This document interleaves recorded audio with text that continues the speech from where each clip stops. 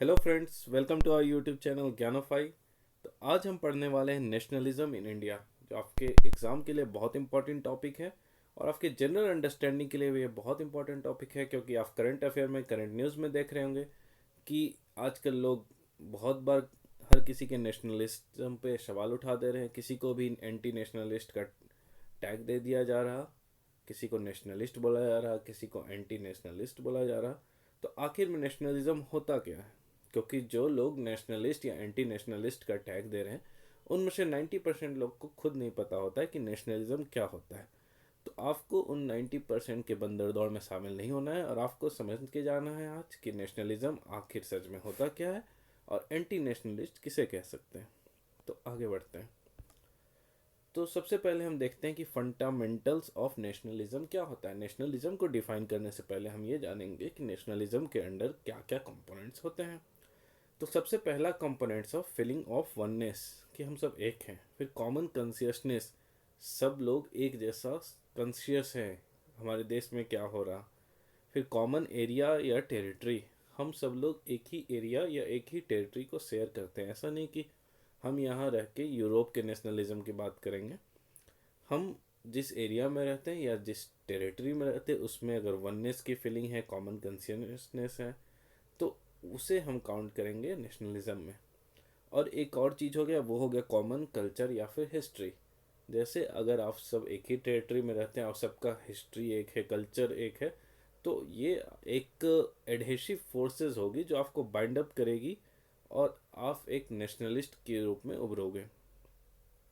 एक simple example की तरह समझ सकते हैं कि अगर आप कोई कॉलेज ट्रिप पे बाहर गए हो, वहाँ पे क्रिकेट खेल रहे हो और वहीं के बाहर के कोई लड़के ने आपके एक बच्चे को कूट दिया, तो उस टाइम क्या होगा कि आप जितने भी क्लास के लड़के होंगे सब एकजुट हो जाएंगे, एक साथ खड़े हो जाएंगे। भले ही आपस में कितना भी आपके मतभेद हो, लेकिन उस समय आप एक साथ खड़े हो जाएंगे और उनसे लड़ना शुरू कर देंगे।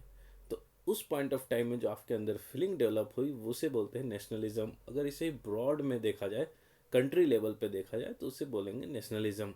और जो आपको एक्सप्लॉइट कर रहे हैं, टॉर्चर कर रहे हैं, वो हो गया फॉरेन इंट्रूडर्स या फिर फॉरेन इन्वेडर्स।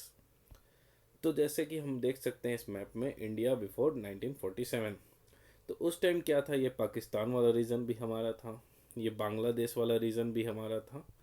तो उस टाइम ब्रिटिशर क्या हुए थे, चारों तरफ से पूरे इंडिया में हर एक पीपल को एक्सप्लॉइट किया था। मराठों को हराया उन्होंने, मैसूर को हराया, बंगाल को लूटा, पंजाब को हराया। इस तरह ऑल ओवर इंडिया उन्होंने बहुत ज़्यादा एक्सप्लॉयटेशन किया। तो उसके चलते क्या हुआ, उसके ऑपरेशन में क्या हुआ कि एक नेशनलिज्म का फीलिंग डेवलप हुआ, क्योंकि हमारे अपने लोगों को इकोनॉमिकली, पॉलिटिकली, सोशली बहुत ज़्यादा एक्सप्लॉयट किया जा रहा था। तो अब हम लोग देखते हैं एक सिंपल सी शॉर्ट डिफिनेशन नेशनलिज्म की। तो वो है, नेशनलिज्म एक आइडियोलॉजी है। आइडियोलॉजी मतलब क्या हुआ, विचारधारा। जैसे बोलते हैं कि हम एक कम्युनिस्ट आइडियोलॉजी के हैं, कोई सोशलिस्ट आइडियोलॉजी के है, कोई कैपिटलिस्ट आइडियोलॉजी के है। कम्युनिस्ट मतलब समाज में जो भी हुआ है सबका बराबर अधिकार है, उसमें सोशलिस्ट कम्युनिस्ट हो गया।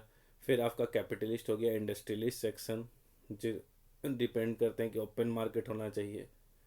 तो इस तरह से नेशनलिज्म भी एक आइडियोलॉजी है जो किस चीज़ पे एम्फेसाइज करता है कि लॉयल्टी होना चाहिए, डिवोशन होना चाहिए, एलिगेंस होना चाहिए। किसके लिए? अपने देश के लिए, अपने नेशन के लिए। और ऐसा ऑब्लिगेशन होना चाहिए जो कि अगर अदर ग्रुप है जो देश के खिलाफ हो, तो उसके आपको उसके खिलाफ हो जाना है। तो उसे कहते हैं हम नेशनलिज्म।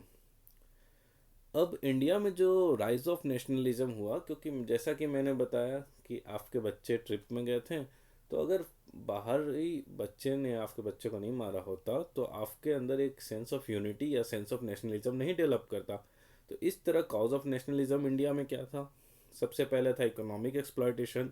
ब्रिटिशर ने पीजेंट को, आर्टिशन को, क्राफ्टमैन को बुरी तरह इकोनॉमिकली एक्सप्लॉयट किया, पूरा लूट लिया उन्हें। फिर repressive colonial policies, press act लाया, फ्रीडम ऑफ प्रेस को बैन कर दिया, आर्म्स एक्ट लाया। आर्म्स ब्रिटिशर खुद रख सकते थे, इंडियन नहीं रख सकते थे। दिल्ली दरबार लगाया गया, सजाया गया। जब देश में लोग भुखमरी से मर रहे थे, तो ये लोग पैसे बांटे जा रहे थे महारानी के स्वागत में। उसके बाद एक रीज़न हुआ राइस ऑफ नेशनलिज्म का, सोशियो रिलीजियस रिफॉर्म। राजा राम मोहन राय, ज्योतिबा फुले, इन्होंने समाज को जगाने का काम किया और देश को जगाने का काम किया कि हमें अपने लिए लड़ना होगा। उसके बाद वर्ल्ड वॉर वन का भी बहुत ज़्यादा इम्पैक्ट हुआ नेशनलिज्म पे, क्योंकि वर्ल्ड वॉर वन में जो बहुत बुरी दुर्गति हुई कॉलोनियल पावर की, तो उसके चलते इन्होंने कंपनसेट करने के लिए पीपल का एक्सप्लॉयटेशन बढ़ा दिया और एक तरह से ग्लोबल प्लेटफॉर्म पे अवेयरनेस राइज हुआ। उसका बाद एक होता है लिगेसी ऑफ रिवोल्ट ऑफ 1857। 1857 का जो रिवोल्ट हुआ था, उससे क्या हुआ था, पीपल आपस में यूनाइट हो गए थे और धीरे धीरे लोगों के अंदर नेशनलिज्म की फीलिंग डेवलप कर गई थी। और एक और है रोल ऑफ प्रेस।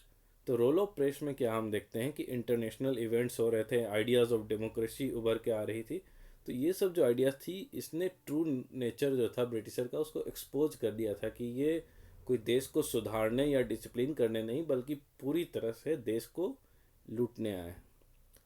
अब हम पढ़ते हैं डिटेल्स में कि वर्ल्ड वार वन का इम्पैक्ट क्या हुआ था। तो सबसे पहले हुआ था कि इंक्रीज हो गया था डिफेंस का एक्सपेंडिचर। अब डिफेंस पे एक्सपेंडिचर बढ़ गया, तो वो एक्सपेंडिचर कहाँ से आएगा? आप जनता पे बहुत ज़्यादा टैक्सेशन करोगे और वहीं से मनी एक्सटॉर्ट करोगे। ठीक है। उसका बाद प्राइसेस क्या हुआ था, 1913 से 1918 के बीच डबल हो गया। तो प्राइसेस डबल हो जाएगा तो आम आदमी उसका तो जीना माहौल हो जाएगा, तो extreme hardship for common people. फिर force recruitment. World war one के बाद क्या हुआ कि फोर्स आर्मी में सोल्जर्स को रिक्रूट किया जाने लगा था, जिसके चलते लोग भी बहुत ज़्यादा गुस्से में थे। उसके बाद क्रॉप फेल्यूर हुआ जो 1918-19 में और 1920-21 में। तो उसके चलते क्या बहुत एक्यूट शॉर्टेज ऑफ फूड हुआ। और उसी के बाद तुरंत इन्फ्लुएंजा एपिडेमिक हो गया। जो सेंसस 1921 का जो था, उसके अनुसार कहा गया था कि 12 से 13 मिलियन पीपल मर गए उसी में, इन्फ्लुएंजा एपिडेमिक में। और एक और इम्पैक्ट था वर्ल्ड वार वन का, new economic and political situation. क्योंकि जब भी वार होता है उसके बाद रिफॉर्म होता है, तो एक नया इकोनॉमिक और पॉलिटिकल सिचुएशन उभर के आया था, which led to the growth of nationalism. तो फ्रेंड, आज का लेक्चर यहीं तक रहा। आप कमेंट बॉक्स में बताएंगे आपको ये वीडियो कैसी लगी, और अगर किसी टॉपिक पे डिटेल्स वीडियो चाहिए तो आप कमेंट करेंगे। So thank you, and forget not to like, share and subscribe.